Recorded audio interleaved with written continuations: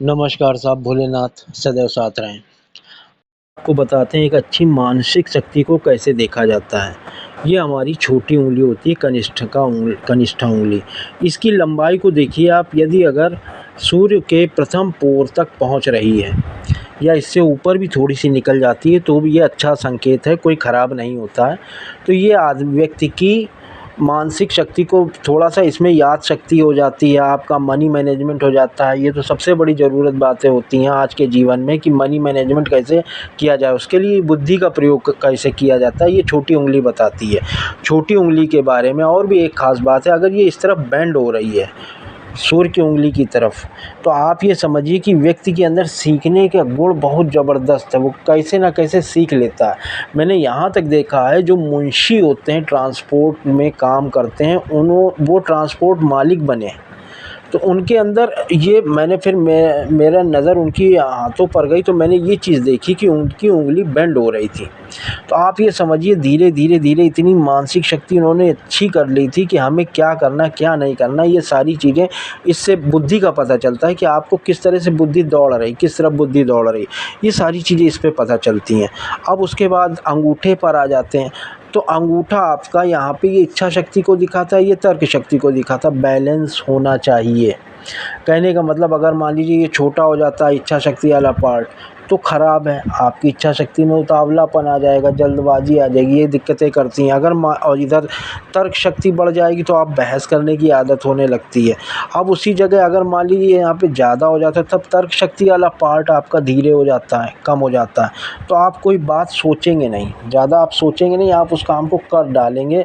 Logic जो बताता है वो सारी चीज़ों को यहाँ पे गड़बड़ हो जाता है। पहला तो ये हो गया, दूसरा पार्ट ये हो गया। अब तीसरा पार्ट जो सबसे महत्वपूर्ण है, मस्तिष्क रेखा। मस्तिष्क रेखा आपकी सीधी होनी चाहिए। सीधी मस्तिष्क रेखा यानी कि प्रैक्टिकल आदमी। आप ऐसे समझिए जैसे किसी डॉक्टर को आप ले लीजिए, डॉक्टर सगा संबंधी भी आ जाएगा या कोई बिना जान पहचान का भी आ जाएगा, उसे सर्जरी करनी है या टाँका लगाना, कोई भी काम उसको शरीर का करना है, तो उधर भावुक नहीं होगा, उसको अपना काम करना है, प्रैक्टिकल बात होती है ये। अगर उस जगह वो भावनात्मक, मान लीजिए उसके अंदर कोई बात घर कर गई, अरे ये तो मेरे रिश्तेदार या जान पहचान वाले हैं, कोई भी है, तो वो उस तरह से काम कर पाएगा? नहीं कर पाएगा। इसलिए जो मस्तिष्क रेखा होती है वो बिल्कुल सीधी स्पष्ट हो, इस पे कोई भी कटी फटी रेखा नहीं होनी चाहिए, ज़्यादा डार्क शेड में नहीं होनी चाहिए, मोटी रेखा नहीं होनी चाहिए। होता क्या है मोटी रेखा वाला, जो एक बात मन में बैठ गई तो आप समझिए कि वो फिर वही बात सोचेगा और दूसरों के समझाने से उसकी बुद्धि में वो बात नहीं जानी है। ये आपकी मस्तिष्क रेखा यहाँ पे अच्छी होनी चाहिए। और अगर थोड़ी सी मस्तिष्क रेखा मान लीजिए घुमावदार है तो व्यक्ति थोड़ा भावुक हो जाता है। किसी ने कहा कि मेरा ये काम नहीं हो रहा था, ये समस्या मेरे पास आ गई, तो उन्होंने कहा ठीक है चलो कोई बात नहीं, आप आगे करके दिखा देना। आगे भी उन्होंने वही भाव बताया, उन्होंने वही बहाना बताया।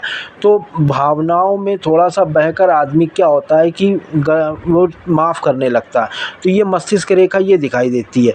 मस्तिष्क रेखा चाहे घुमावदार हो, चलिए वो भी सही है कि थोड़ा सा मानवता वाली बात आ जाती है, सीधी होनी चाहिए, कटी फटी रेखाएं नहीं होनी चाहिए। ये बस तीसरा प्रमुख गुण है। तो ये तीन चीज़ें यदि व्यक्ति के पास हैं तो उसकी मानसिक शक्ति अच्छी होती है। इसमें एक दो भी चीज़ें नहीं है तो आप ये समझिए वो मानसिक शक्ति में कुछ कमियां हैं।